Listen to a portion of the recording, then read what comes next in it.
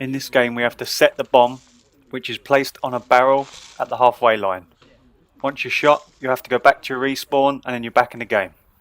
Okay, 3, 2, 1. Game on!